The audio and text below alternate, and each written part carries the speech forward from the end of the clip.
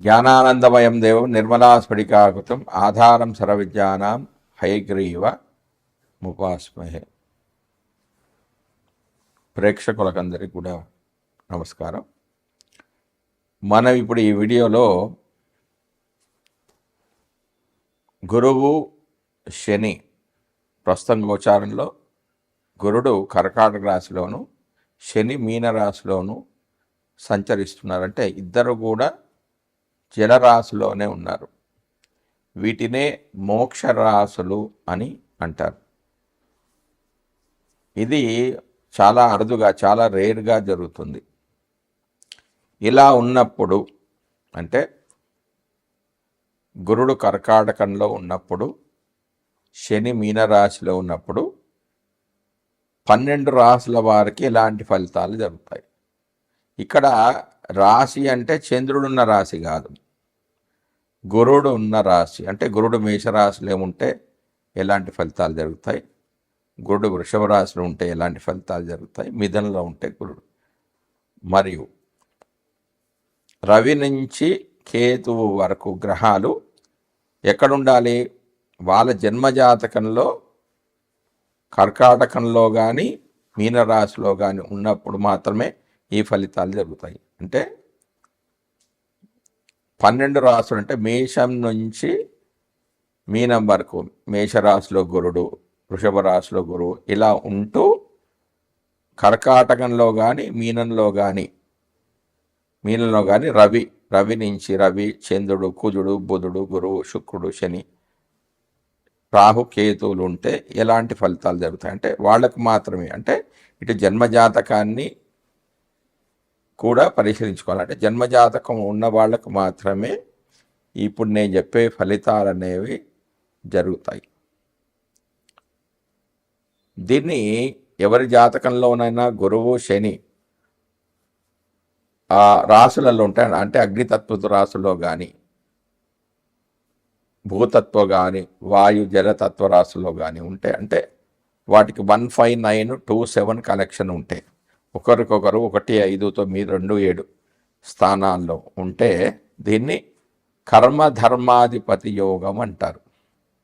అంటే వీరికి జీవితం అనేది కొంచెం ఆలస్యంగా ప్రారంభమవుతుంది, కానీ స్థిరమైన జీవితం అనేది ఉంటుంది. చేసే కర్మలు అంటే వృత్తి కానివ్వండి, వ్యాపారం కానివ్వండి, ఎలా ఉంటుందంటే న్యాయబద్ధంగా ధర్మబద్ధంగా ఉంటుంది. మోసం చేయడం అనేది అసలు జరగదు. నిజాయితీగా సంపాదన ఉంటుంది. ప్రస్తుతం గోచారంలో కర్కాటకంలో గురుడు, మీనరాశిలో శని సంచరిస్తున్నారు. ఇద్దరు ఒకరికొకరు కోణ రాశిలో ఉన్నారు. ఈ 2 రాశులను జలరాశులు అంటారు. వీటినే మోక్ష రాశులు అని అంటారు. గురు శని ఒకరొకరు కోణరాశులు ఉండడం వల్ల మేషాది వృశ్చిక రాశుల వారికి, అంటే ఇక్కడ చంద్రుడిని తీసుకోకండి, చంద్రుడిని రాశి తీసుకోకండి. మేషంలో గురువు ఉన్నప్పుడు ఎలాంటి ఫలితాలు కలుగుతాయి, మిథునంలో గురువు ఉన్నప్పుడు ఎలాంటి ఫలితాలు, ఇట్లా 12 రాశుల వారికి ఎలాంటి ఫలితాలు జరుగుతాయి అనేది నేను ఇప్పుడు మనం ఇప్పుడు వీడియోలో గోచార ఫలితాలు తెలుసుకుందాం. గోచార ఫలితాలు అంటే చంద్రుడు ఉన్న రాశి కాదు, గురువు ఉన్న రాశి. అంటే గురుడు మీనరాశిలో ఉండి మీనంలో కానీ కర్కాటకంలో కానీ రవి, చంద్ర, కుజ, బుధ, గురు, శుక్ర, శని, రాహు, కేతుల్లో ఉంటే ఎలాంటి ఫలితాలు వస్తాయి అంటే ప్రస్తుతం ఇప్పుడు గోచారంలో మీనరాశిలో శని, కర్కాటకంలో గురువు సంచరిస్తున్నాడు. ఒకరొకరు కోణరాశిలో ఉన్నారు. ఇలా ఉంటే దాన్ని ధర్మకర్మాధిపతి యోగం అంటారు. అంటే ఎవరి జాతకంలోనన్నా ఎక్కడన్నా కానీ కోణరాశిలో ఉంటే వారి జీవితం అనేది చాలా ధర్మబద్ధంగా ఉంటుంది. అంటే ఎవరిని కూడా మోసం చేయాలని ఉండదు, ధర్మబద్ధంగా ఉంటారు. కానీ జీవితం అనేది కొంచెం లేటుగా ప్రారంభమవుతుంది, స్థిరంగా ఉంటుంది. అందరికీ దాన ధర్మాలు చేస్తుంటారు, తమ యొక్క జ్ఞానానికి అందరు పంచుతూ ఉంటారు, అంటే జ్ఞానవంతులుగా ఉంటారు. మీనరాశిలో గురువు ఉండి కర్కాటక మీనరాశిలో రవి ఉంటే ఎలాంటి ఫలితాలు జరుగుతాయి? ఎముకలు కంటికి సంబంధించిన సమస్యలు కలుగుతాయి. శత్రువుల బలం అనేది వెళుతుంది. రోగనిరోధక శక్తి అనేది చాలా తక్కువగా ఉంటుంది. ఇతరుల బాధలను తగ్గించండి. రెమెడీ ఏంటంటే ఇతరుల బాధను తగ్గించండి, వివాదాలను పరిష్కరించండి. ఎవరైనా గొడవ పడుతుంటే వాళ్ళ వివాదాలు పరిష్కరించండి. ఇలా చేసినట్టే రవి అనుకూల ఫలితాలను ఇస్తాడు.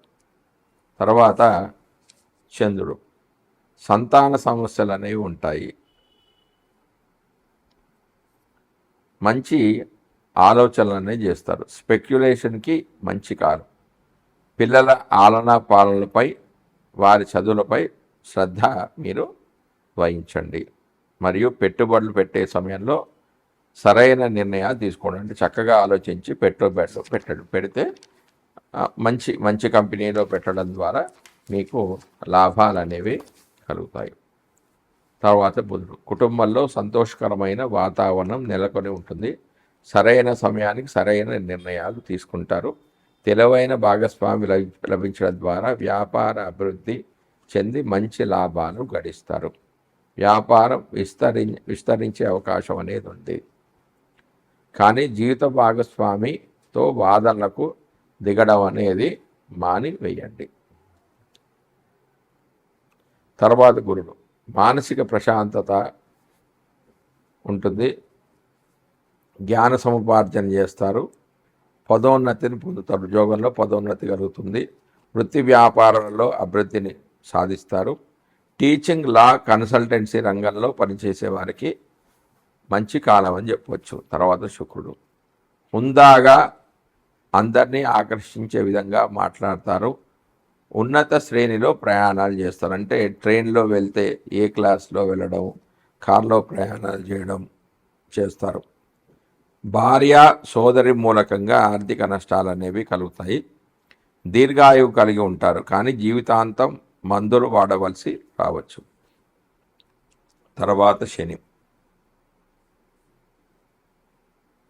ఆదాయం అనేది తగ్గిపోతుంది. దానికి కారణం స్నేహితులు ముఖ్య కారణం అవుతారు. కుటుంబంలో కొన్ని ఇబ్బందులు అనేవి కలుగుతూ ఉంటాయి. కానీ ఆదాయం కానీ లాభాలు కానీ నెమ్మదిగా వస్తాయి, స్థిరంగా ఉంటాయి. విదేశాలు ఉన్న వారికి ఇవి వర్తించవు. అంటే exports, isolation services, NGO service పనిచేసేవారు విజయాన్ని సాధిస్తారు.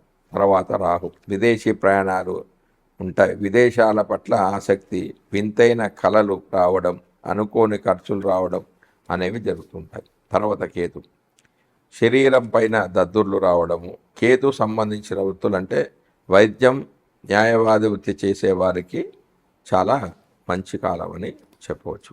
జై శ్రీమన్నారాయణ.